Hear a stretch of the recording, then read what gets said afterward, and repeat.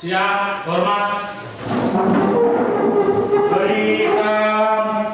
Assalamualaikum warahmatullahi wabarakatuh. Waalaikumsalam warahmatullahi wabarakatuh. Silakan duduk kanan. Terima kasih. A'udzu billahi minasyaitonir rajim.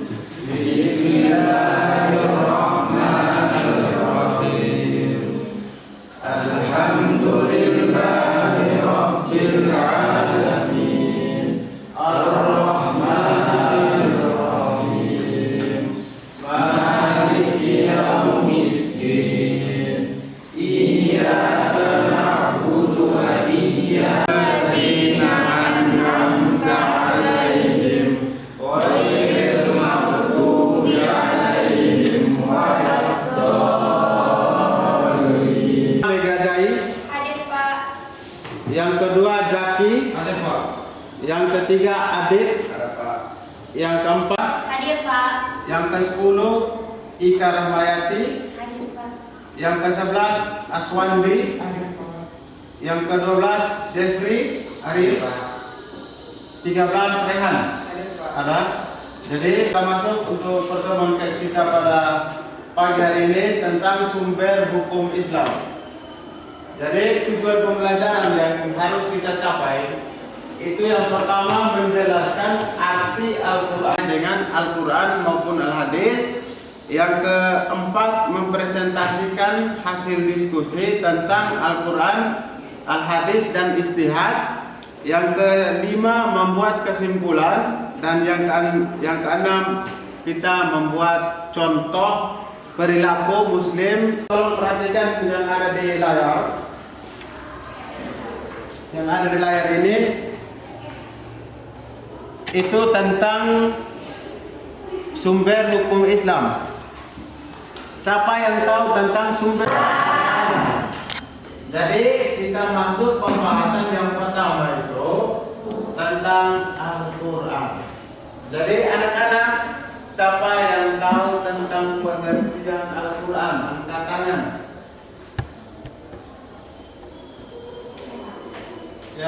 Ya, Wardah, silakan. Pengertian Al-Quran adalah mukjizat terbesar Nabi Muhammad SAW. Al-Quran adalah Anwar. Al-Quran adalah mukjizat terbesar Nabi Muhammad SAW yang diturunkan kepada secara berhadis. Ya, baik, kita beri aplaus kepada teman kita Anwar. Jadi coba diperhatikan di layar.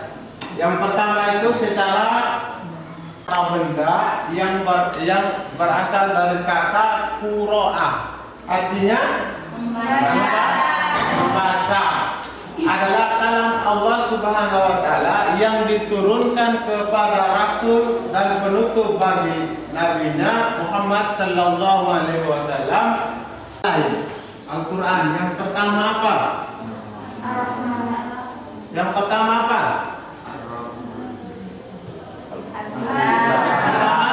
Kitab. Yang kedua?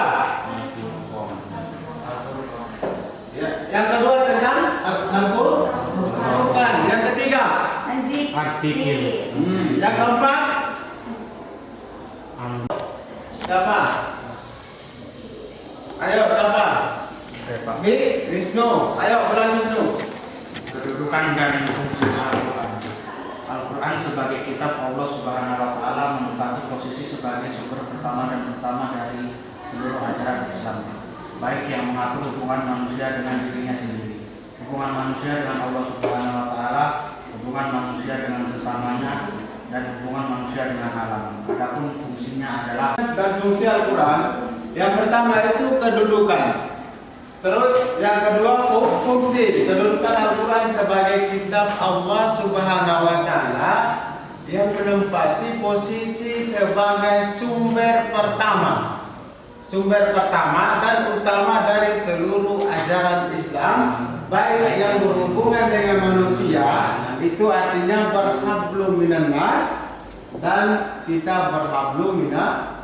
Bisa, ayo bisa sedekah. Bersedekah. Jadi semua perilaku atau perbuatan yang kita lakukan itu lihatnya lillah. Terus yang kedua, yang selanjutnya itu tentang fungsi. Fungsi merupakan sebagai petunjuk atau pedoman umat manusia dalam mencapai kebahagiaan di dunia dan di akhirat. Surat An-Nisa. Terus yang kedua yaitu pengertian al-hadis. Siapa yang bisa pengertian al-hadis? Ayo. Saya, Pak.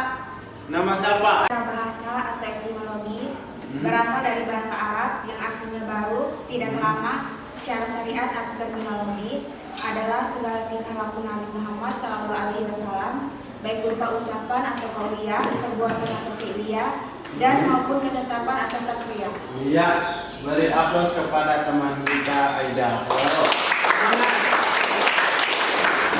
Ketetapan. Terus yang terakhir itu sumber hukum Islam yang terakhir itu apa? Al-istihad. Istihad itu apa? Ayo anak-anak, istihad itu apa?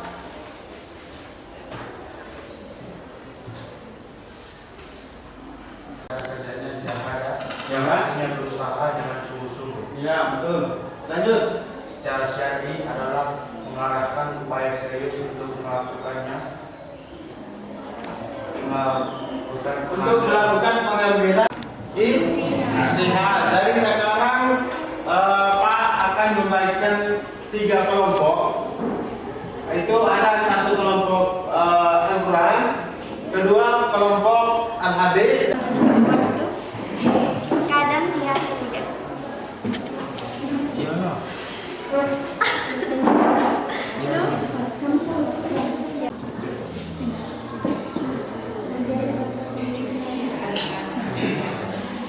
Yang kelompok istihad sudah? Tulis di atas itu kelompok 1 nama siapa-siapa, kelompok 2 nama siapa-siapa, kelompok 3 nama siapa-siapa. Ditulis nanti sekitar 5 atau 10 menit lagi Pak akan kumpul hasil kerja kalian. Nanti kita bahas ulang dan kita semangat untuk menuntut ilmu. Nah, sebagai untuk apa? Untuk menggapai di dunia wal akhirah. Di dunia maupun di akhirat. Dan ketiga kita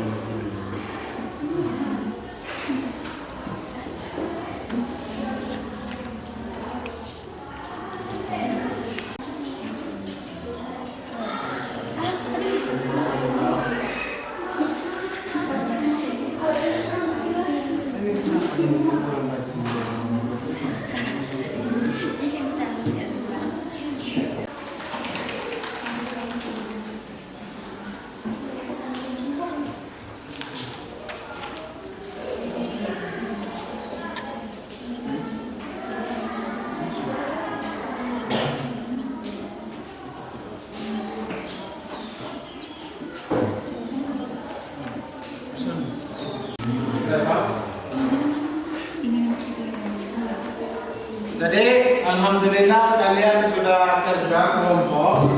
Ada 3 kelompok. Apa yang bisa jawab pertanyaan 1? Hah? Saya, Siapa? Nah, Kalau kita melakukan sebagai Al-Quran bagi seorang muslim, ya. memahami isinya dan lain-lainnya, ada pepatah tak kenal maka tak sayang. Tak kenal maka tak sayang. Kita bisa mencintai Al-Quran kalau kita mengenal Al-Quran seperti peran Al-Quran bagi seorang muslim, memahami isinya dan lain-lain. Memahami isinya dan lain-lain. Ada yang lain? Apa yang dimaksud dengan hadis? Ayo, siapa yang bisa menjawab? Baik, kelompok 3. Rehan. Hadis adalah ayat Al-Quran yang berkaitan dengan